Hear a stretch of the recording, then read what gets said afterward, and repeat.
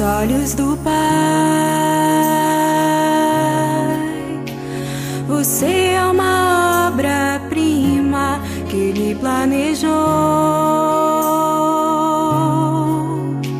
Com suas próprias mãos pintou a cor de sua pele, os seus cabelos desenhou cada detalhe num toque de amor aos olhos do Pai.